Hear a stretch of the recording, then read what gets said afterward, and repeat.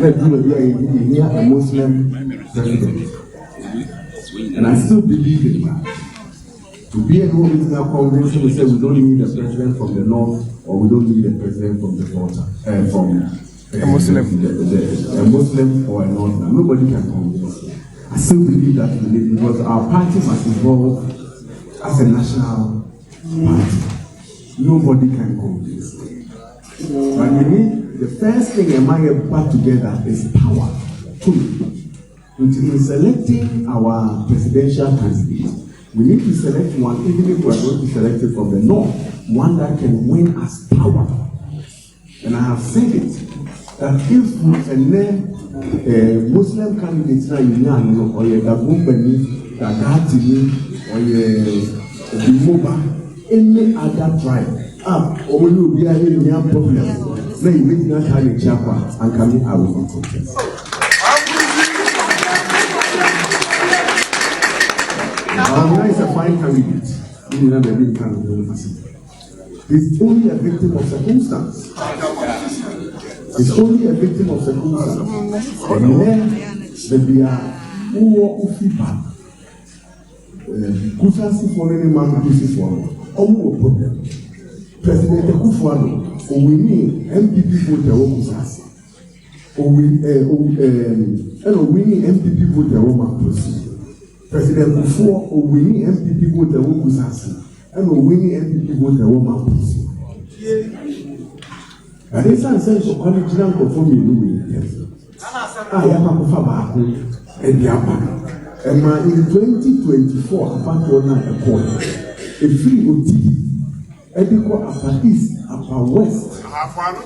and Northern, Upper Western region. The Lucy is a woman. It's and you are a victim of circumstances. It's not your fault. I may know anything, but we cannot wait. This situation, we and I have fight for him, making us solve in 2028. But the suspicion will not go away, and MPP will not be held ransom and stay in opposition because of this matter. It's a fact. We are in this business to win power. And here emotional and here personalities. I'll give you examples. We are here to win power. And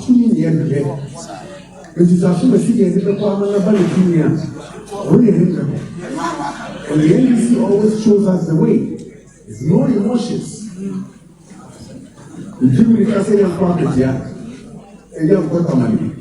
you're confident here. Sometimes we get carried away with emotions when we have to do the politics. I would have contested power. I would have contested power. So by election, by election, you can't say that the papa, and you can't point out fast one. The coin. But by election, you wouldn't be there. And we are a political party.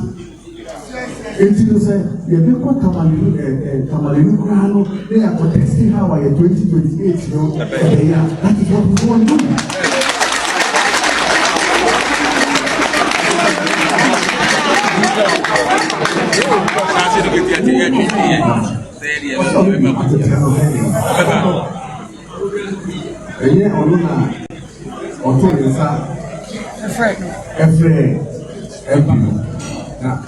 Akunyano abeto holiday. And only 187 183 award party. So Abusia mama bibi akwa abaso ko enfambra eye atija dwumedie so ene eye mande yasanso atena se yaboabo ansem ne nyina no ayese de baba besom ne ba na atija dwumedie dia monya anim say politics kakra social issue kakra bibia kakra ne yaboabo ano anese ne de matena se a medi ne nyina de baba besom ti metena se mesro se wo betena se kuchudia ma me kwase nsem na mede ba no ano odin ye papa ne no first time a no wa subscribe like share so de ama afofro na afofro san so etimi aka bi na de comment ne so afa comment section ho no mo so de aba number na egu screen ase no obetima peke number no person obeso dwumedi ya se na so pese ye bo adwuma wo de ro edema wa akonya no ewo ho no edema wo se ye pro na bie dia ma wo se brai nefa de wo ton bia fa beto ya apno so ne yentimi mo ho de ro enso so enfama Kumasi online media school and aso masene na no pay me somewhere nyina so de baba be so me din and wo himalen konu sham na de ATOP any so awale ase wo betimi sa fra be hana ATP be be na bia so no major fel so ewo ho no me na kopie mo social media still na MPP amanukuo no camp wonom na ho kura kasa enye fedia grow since 2024 say Ghana for kwato aba edit MPP amanukuo no ejani kusua edale wo ho no ma ya hwese nyakopon bo 31 January 2026 no about twice MPP amanukuo no kwa kwato do bedi kan ewo MPP amanukuo no betimi ejinkunim ede ama omo nyakopon bo 2028 anase wo mu entimi enya mutimi eninkunim nyakopon bo 2020 ne hwe intro video ya na se BRYAN ACHEAMPONG wasan so aka ne ho bi atin se be week or 2 weeks nim eno ba be gina pinse so ano woka se ba na MPP amanukuo no ma ye ka obi a waboa MPP amanukuo no for yesi kasem ma ye ono enye obi a we ma Kennedy supporters bufu papa ye betu to be left and right and kasa ede ma ye BRYAN ACHEAMPONG kra ma me be kasa ho se we de BRYAN we de wa anya de wo ni kwan se ga na kra ba da be ai BRYAN ACHEAMPONG ne Kennedy in Japan ye de mu mie ni de mu si wo se ye compare mu mienu a Kennedy in Japan achieve nema bebre hwe companies factories bebre ba wo BRYAN ACHEAMPONG wo ni bintiza wo kasa tobo ase ne kasa se de be ya Ghana for omodo na se delegate for omodo no ebetimi do omokokroboti no be kwa kwato aba ede ama na over the weekends ni ehun se wasanso akwa kasa bie ba na sama wo kan nyina ne se 2024 about MPP amanukuo no ewe poto no ye pe obi ese wo ma MPP amanukuo no we de na ese Dr. Bawumia ni nyina ejina ye Mamprusi na afesu se Kusasi entokwa ye koso ewo ho no ma enye fediagra sa abako tokwa se mi akoda ni kotwa debia da na se emu ebiri ankasa ewo kroma se na wo kasa no na wo kiremu se ye hwe ye mampani dada kofo abra no wo pese Ghana for to aba edemana kopie mo ye Mamprusi ni Kusasi a wonya vote papa ye sanso ene ye mampani dada na nado danko akufo adon so the same thing ukopie mo Mamprusi ni Kusasi a ese vote onya na enye fediagro that's when nam se ye mampani abedi eche dada na ye Dr. Bawumia enam se ntokwa koso wo no mintino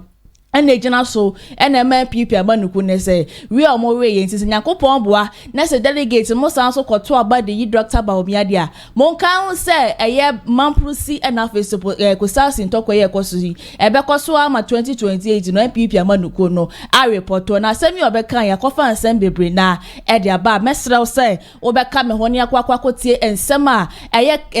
Dr. Bawumia so aba bonte abetu to be left and right and bekasa de ama BRYAN ACHEAMPONG sa asem ya woka nyina se de wo pa kire se wono ko na ye nipa wo kuro mu ase ai as wono ko na se delegate form ko kromoti enkoto abama but ye nyina ye wo kuro mu ase ne nyina meka mo kaya abronya DC ede nsemi beto so ya be fontintan fidie so na nsama na Kennedy Japan support te ka se Mamprusi eni Kusasi ntokwa na ekoso wo honum na gina so ma MPP amanukuo no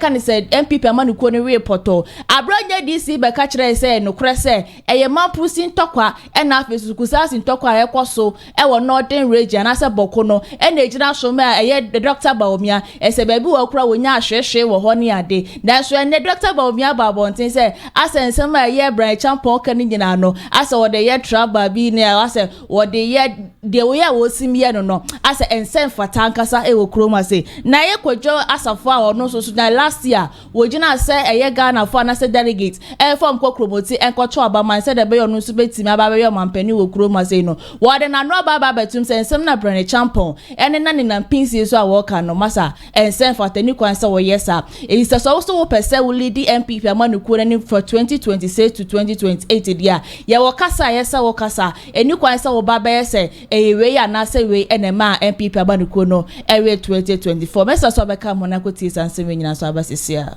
2008 we had 1 seat 2012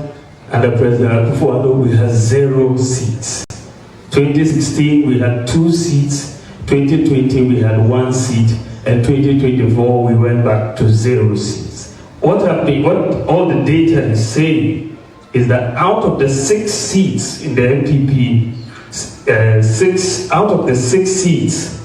the 11 elections, MPP has 0 in 6 of the 11 elections. So this is not an area that is a stronghold of the MPP. In fact, if you took the whole Boko zone, the 6 constituencies put together, we lost just 30,000 votes in 2024. So you can't look, it is not the Boko election that made us lose 2024. And we need to be very clear about that, that the data shows that the Boko factor was not a factor in the outcome of the 2024 elections, and we should stop moving in that direction. Another piece of propaganda people have been pushing, and it's very important, is a religious propaganda that because I was a Muslim, and that's why we didn't win. That is also not supported by the data. I'm a data person, so I always go and look at the data. And if in fact that was the case, you would see that MPP presidential and parliamentary candidates, if in fact people were voting according to religion, in most of the constituencies, the Christian parliamentary candidate should have been doing better than me, isn't it?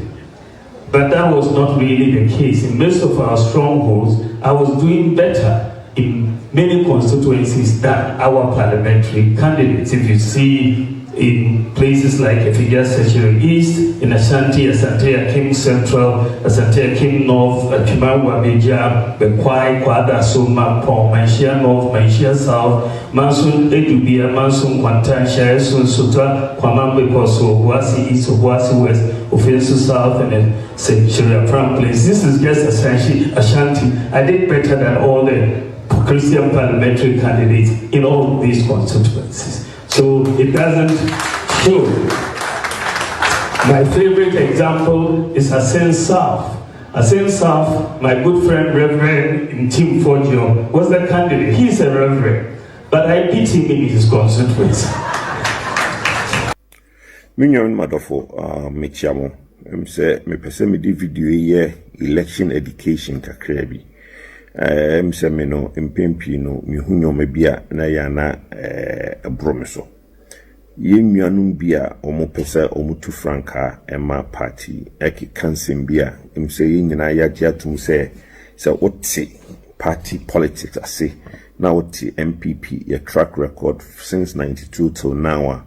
you own started and kansim bi a enim Mr. ye Papa Bryan campaign na oyeno Mr. no o in Simbi kachre party delegates omonto abamawa me pacho kachre omo na sadi we ya wo ye ode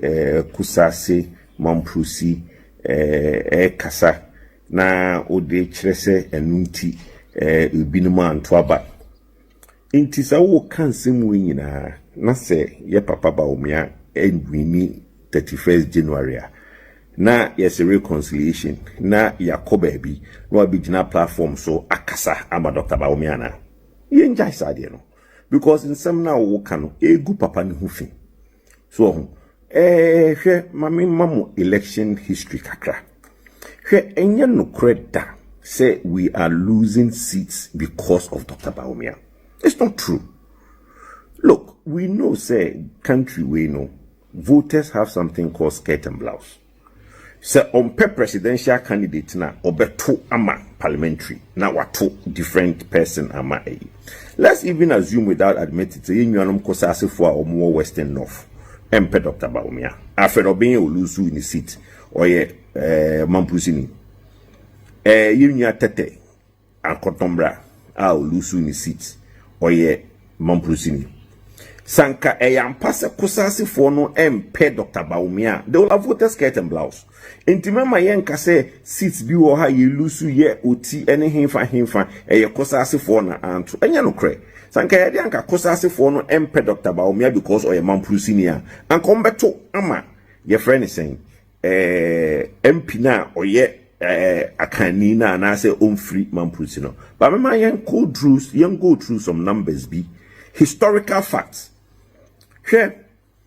in 2008, in the Upper East, na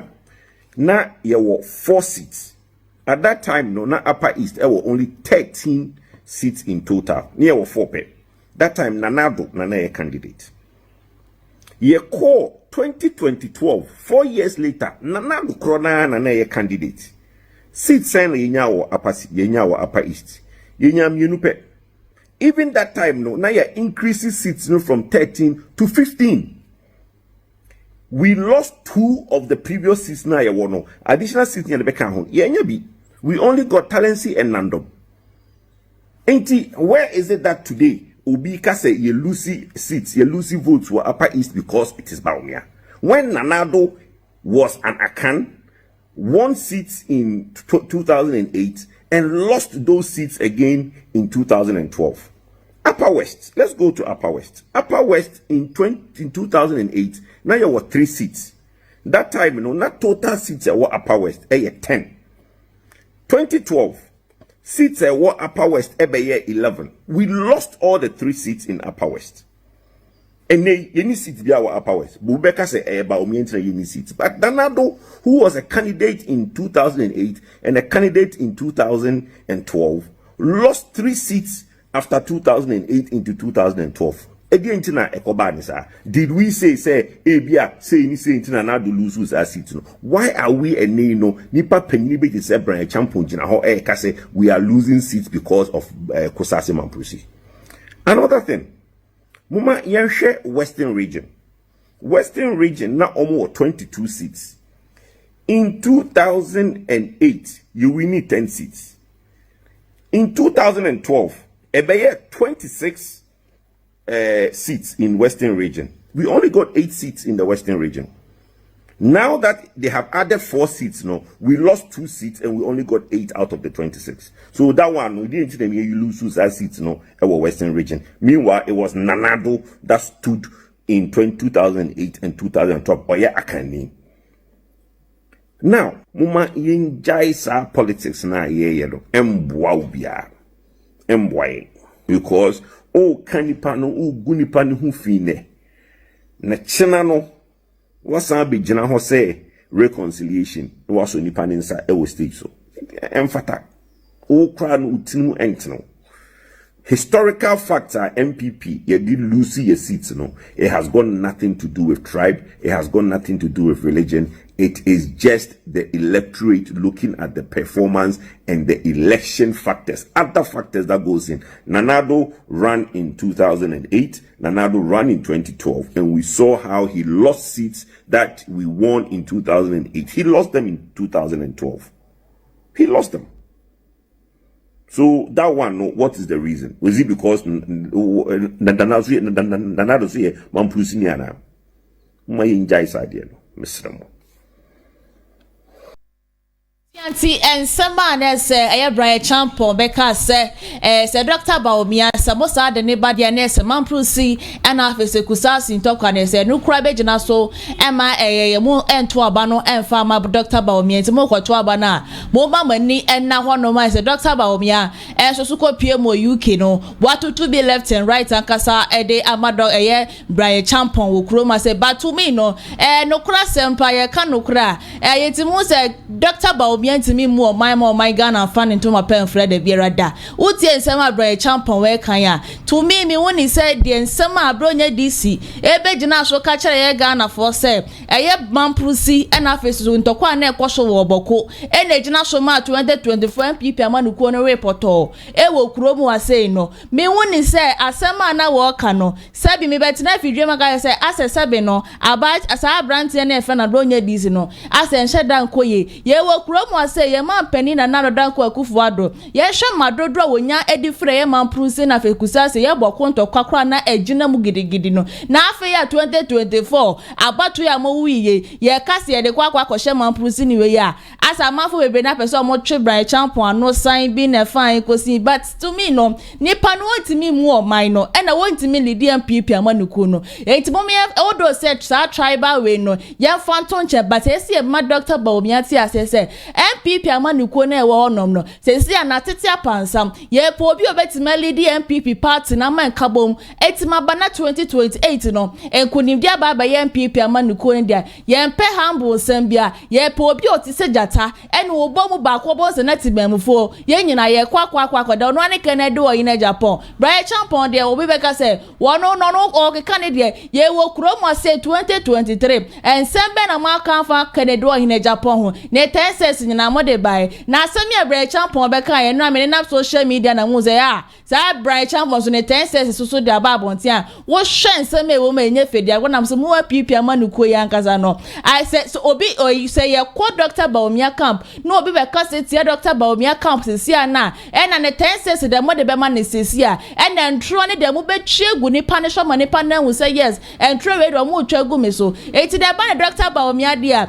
Kusasi ni de ke kan wono na maye tie se so ye nodna wo ye kan se wo ye muslim a obetima bo ba MPP amanuko na nya mo vote na hwe ko wi asenti nsem na wo kan me de to me ni de Mamprusi ni we ni tokwa ni nyina ye nyi Dr. Bawumia si nchai ni epo obi obetima lidi se na me no ka say nodness ni nyina endorse ye Canada in Japan say se na mo pe Canada be lidi MPP amanuko no nod ufa he ukwo de ukwo upper west upper east northern region ni nyina delegates for nyina endorse ye Canada in Japan ti no Dr. Bawumia go and sit down ni empe ni po obetima boma party na fa ne to ma prefer Yakopon gba 28 na wo ye do sa so ba kai wo se 2028 no MPP amanuko no position biem second one we de mu odin ankasa e na mo sanso e kwenti no mesro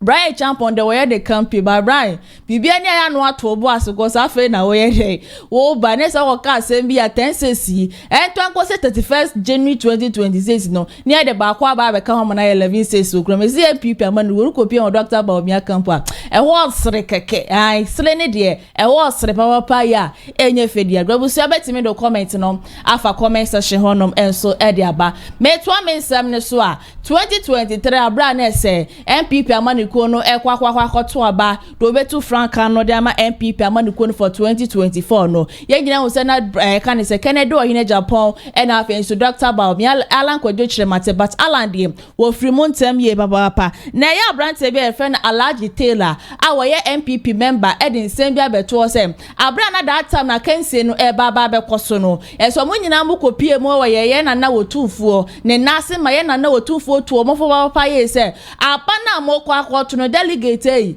mo fa mo kokro ngoti ne kwoto aba obetima boa ama MPP amanuko na timari 2024 aba anase mo fa kokro ngoti ne kwoto aba e fa ma obi obetima boa ma my Ghana fa ne to ma pefria that so delegate ni bubu nwia edigu o masum delegate ni jiji sika ejiji mo ne de keke ko wi akire no na akwada ni dua bo ankasa e wo kromu ase ya na eje fedi agren samo de waka bi de ato no papa wo kire mo pokura kase wo hwekra na Canada or in Japan is the right person now. I yes I feel with delegates more from Kokromoti and Fanto about and Famano. Now face what the foot to Ankasa Kese Edama delegate Nyanya Kopongwa 31st January 2026 say or more Equaqua to about Aido Betu Francano Edama MPP Amani Kun semester of a camera home Nyakoti Sansem Region so Ediabasisia 23 year for trauma, your primary son. Or 242 MPP delegate to be.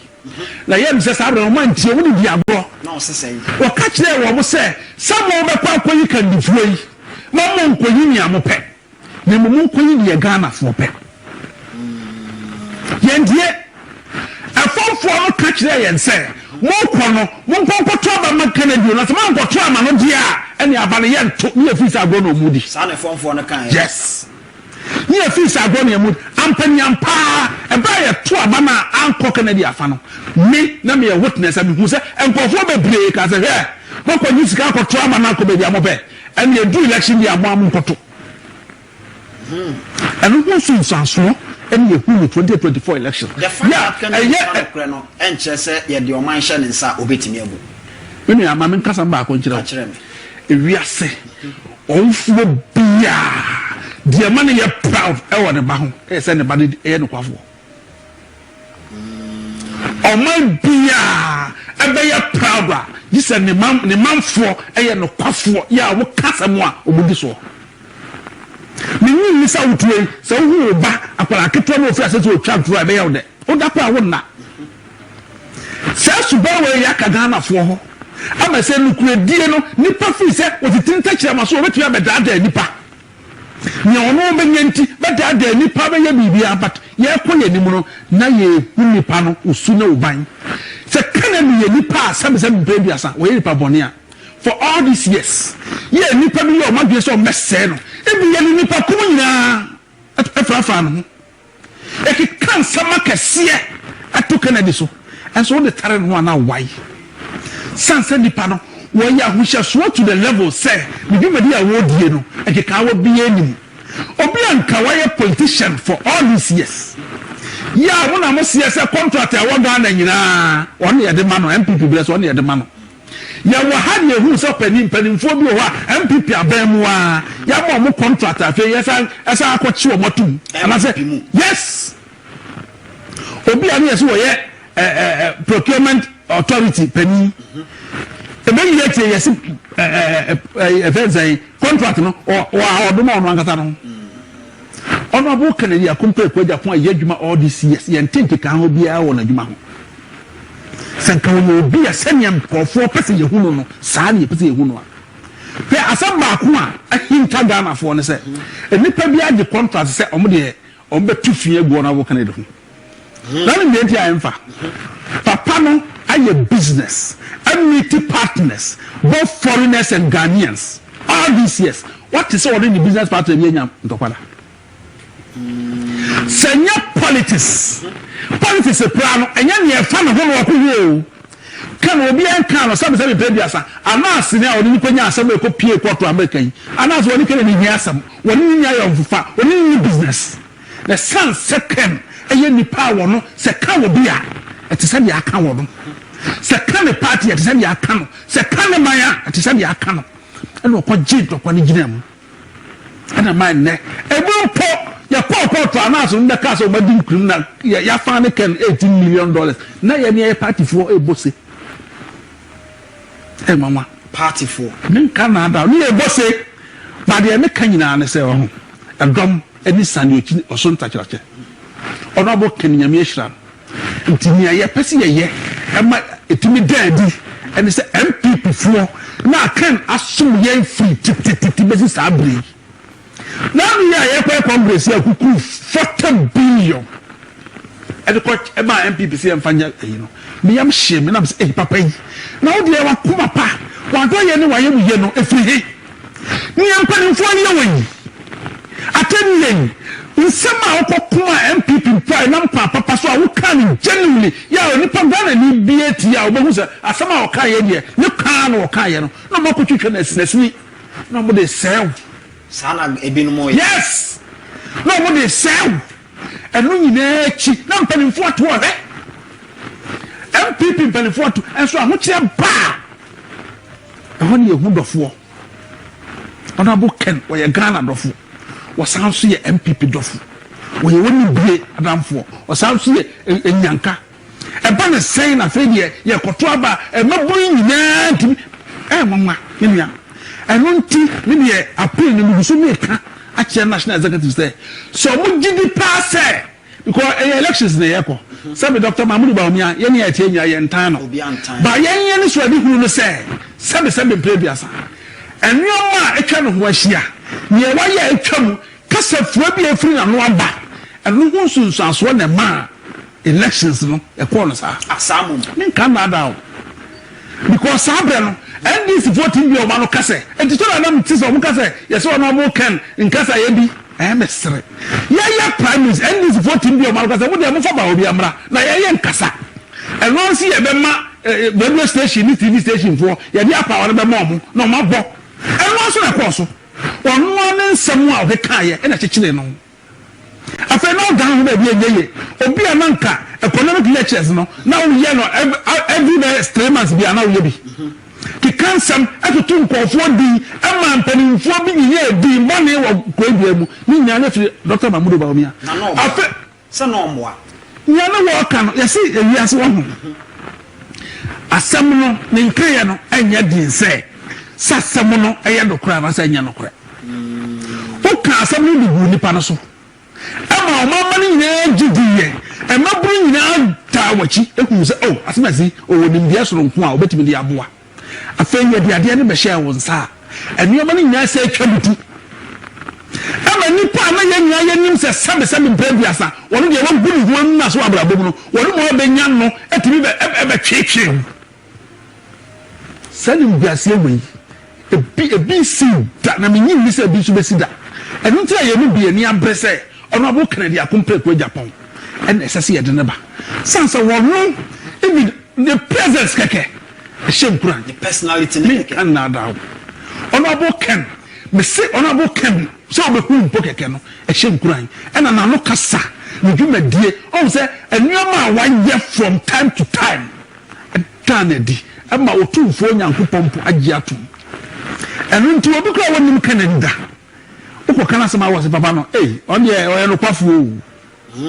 me siye ne enam fom no etoda siye ye bus uko na uko bot Canada ho dawura omo ma ngasa wo omo na ekire ne ma papa wo ye akoma pa wo ene pa wo ye tese odoso no kwa wo de maman enu nti ye best MPP delegate akonya na sa abadu akonya no na nkapatia ye ba ye po ye hu moden our fees such as a by year. Young Kola over bare 5 million. Now her security services should need pa MPP buyer your foul into the security services. Now for your control bar instead send Kayambano a bay increase a decrease mum from her just a okay one I won't tell you. Who the secret? And say and unti and honorable Kennedy I compare with Japan. Eba sans wono de atedi wakwani ase nyina so ye na Ghana ni kura wo hu no da ubu se ba se papa na matene nkan de on de ase wo no kwafo pa odi no kure ade ba ko edi ye nya ma maburu eje o madwene so mo nto aba me ne constituency ni obi a me ne maburu di agro pa edu registration na me do mo pop registration center it register maburu bebre. Can you believe that election day yan kola ibudu na ba yo do mo ID card be kire so omuni be be vote na me kire wo o ka kire wo se omko to aba e ma doctor Mamudu Bawumia wo se David parliament ndi o meto ama no but e ho de se me ka se me ye de parliament ko be na aboye omonto adai en kola imua omonto kan ye na nim se na am ya me ko bank bi se be kwa ko digima bi me ko bi se school from kola bebre ewu ho na na misimu obi gina nche ni edi nkomo e yati se nkola na kase o yesi o mampeni John Dramani mama se omo first year student we university no omo school fees a omo tua ye no ye refund ya ma omo James no na ama omo nya be bu bank wa omo e be bi account se be ye be refund this ka no e dey ato account no ana na obi ba ku bu se be yon ko se le sika ko be refund this ka ya hia no be de be maye ana se go tua ni nyina apeko ankara nka wo tua we na esi e be de atua ala ba ko so Bawumia so oba obeye ni nyina free ge ba ko anu a jai Bawumia no obi anim so ya trufo e ho na me be na sister e dey asem na wo ka no ho na se Bawumia ya trufo NDC for FNZ propaganda and almost so was a bad jai na me go nchew wo yi for am go se be e jebe sam me botoye e yade kese ya se e to me so sabre no na me se asem na yekese enti appeal e national executives na woni ambre ye omo de omo se ne Ghana for kanyina omo nteye memu Bawumia na omo fa no so adidi abusuya entino aye Alhaji Taylor wodowo MPP amanuko no so den sem e de abeto we de afutuo e no de ma delegate ni se mo koto aba monto aba panka last 2 years kaja kamuti ye de ensema ye papa ye otufo kan ensema nkoto aba po mamunji sika bia o enka by this time no koman Ghana na sem pipi amanuku no kamoda so wo be abemo esemugusu ebu oman no ema oman Ghana e fa ne ntoma pefra lenso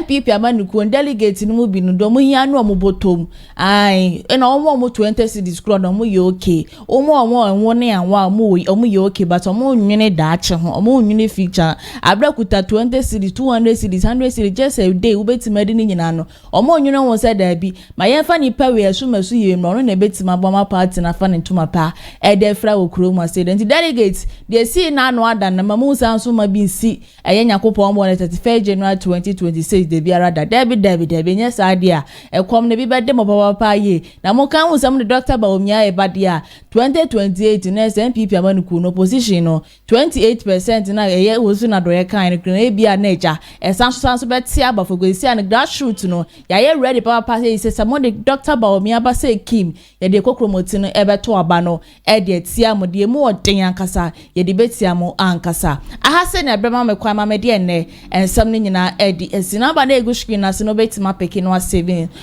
se Kumasi online na de oto bia no wo de abeto ya pro so ne etima bo ho de ro kama enso e de ama Kumasi online media school e na so ma se na no pe me de ensam we nyina so e de ababa be so mte wani so de se da achi bi o pesa wo ye nsentroni mapampan kwa dia na meka afo Kumasi online media school da ma se brai na beje won tete ye e wa sei na wo se enfra wo so ye nsentroni mapa e ba ni journalism na se production na e se de da musunko a ye just 3 months pe na etina se ne a kire wa de we practicals nko a enya afa ne ye kofa board bia ba bi so ma be kire wa ba de bia debi u dru hasi ya pe ne du studio ne e kire se we nie at the end of 3 months no now so wa be ye nsentroni mapa ntifa na ma na egu screen na say na ne empenifo entwetwe enkomo forms no 100 Ghana cedis pe o mpe we na wo pede wo hwe ye kira kwan so aye wo asko ye ne ti ya mass no e na edi enhwani mu a oba ye beto ye bo ase na bibia wo ho bia so no yetimi a kirikiro mama won so wate ase yi ankasa ntitu anama na bepie mu fidue mu ase na wo so ebeje won teteye enso e wa ase mi a metina ase midin e no himalen ko de better form afa ansema ne de me de beso mu bia no enya da me de beka mu da bia da me sanso de nyina enso de beba beso mu ko pie mu MC de next na ya sewa ne nsano adwuma enso eno no sanso na executive producer enso ya Mr. Daniel yebo de better form bia no yakopon be china ye sanso be din hyiamu bi for now ne de makra bye bye.